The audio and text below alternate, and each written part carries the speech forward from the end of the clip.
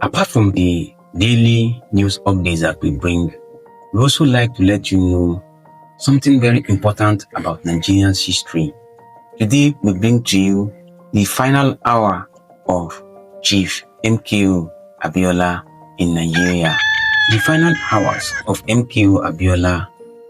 What really happened? In 1993, Nigeria approached a major turning point after years of military leadership.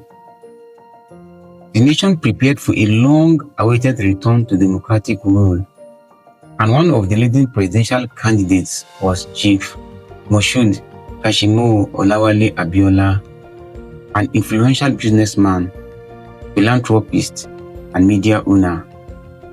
Abiola had earned widespread respect from Nigerians and the international community due to his generosity and strong involvement in national affairs. The June 12, 1993 presidential election quickly became historic. Observers praised it as peaceful and transparent, a remarkable achievement during such a tense political era. Early results showed that Abiola was well ahead of the vote count. But before the results were officially declared, the military government under General Ibrahim Babangida annulled the election. The decision triggered nationwide criticism and pressure from activists, religious groups, and foreign governments. Abiola insisted that he had won the mandate of the people. In 1994, he declared himself president, leading to his arrest by General Sani Abacha's regime. He was detained in prison-related charges and kept in near solitary confinement. His imprisonment drew global attention, with human rights organizations repeatedly calling for his release. Nigeria experienced political and economic tension throughout the 4 years of his detention. Abiola's supporters viewed him as a symbol of the fight for democracy, while the military government faced frequent criticism over human rights issues. A major shift occurred in June 1998 when General Abacha died unexpectedly and General Abdulsalami Abubakar became head of state. Abubakar began steering the country back towards civilian rule. As part of this effort, he approved a visit by a senior US delegation led by Thomas Pickering and Susan Rice. Their mission included discussing Nigeria's political transition and meeting with Abiola to explore options for resolving his case.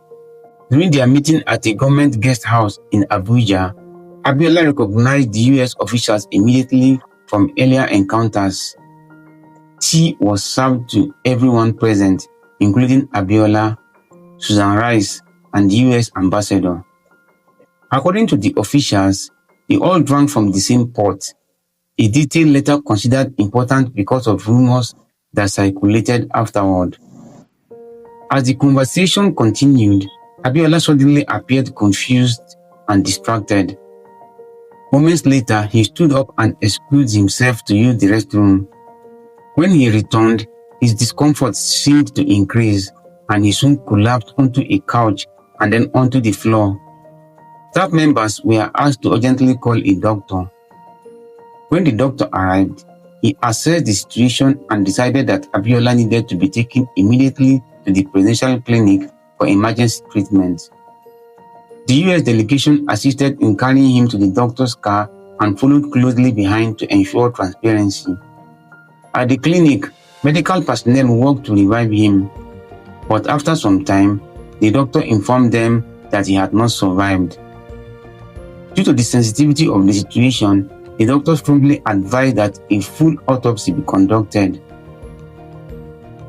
The US officials quickly informed General Abubakar, helped draft a public statement, and contacted internationally recognized forensic experts to participate in the examination.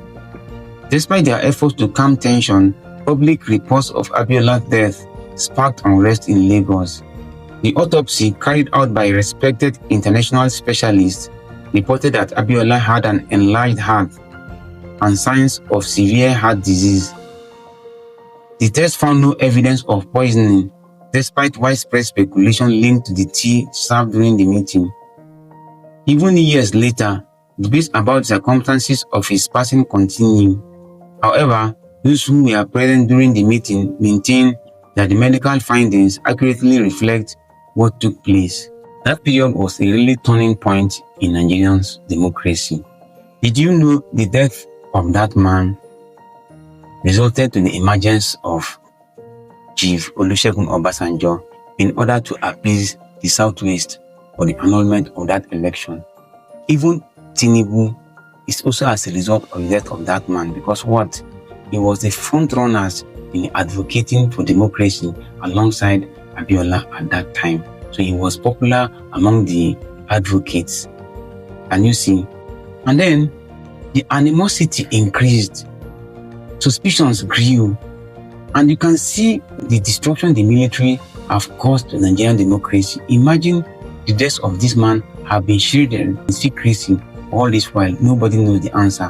High-profile assassination like that went on without anybody asking, up till this date, without anybody asking the outcome, what happened.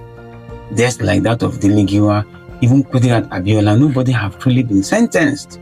And the death of Abiola in detention, you can see when reading the story, meaning that he came out healthy. He was even discussing with them. He recognized all the people present. But all of a sudden, after taking that tea, although the US officials present, they tried to downplay it, saying he was not poisoned. After all, they took from the same pot of tea. But you did not know that there are kettles that have double chambers, that one of it might be containing poison. So when they were serving him, it's possible they might press the buttons of that one that had the poison. But being that it was during a military regime, they don't have the guts to, they don't have the guts to ask for the pot of tea. If not, why didn't they ask for the pot? Among their investigation, that pot of tea will have been one of the things they should have asked for. So a lot of conspiracy went on. It is even possible that this man was silenced because of his influence. He was extremely influential and he was one of the people. And let me tell you one thing that the West have really been too scared of: having a political leader that is accepted by all the populace, because they knew it will not be easy for them to control him. Abiola was such a person. He was an independent-minded person. So Babangida too did a very dirty game by annulling that election, and up till now, nobody have been held accountable for that annulment. You don't build a nation in this manner, whereby people are not punished for treasonable offenses. Minor offenders are given capital punishment.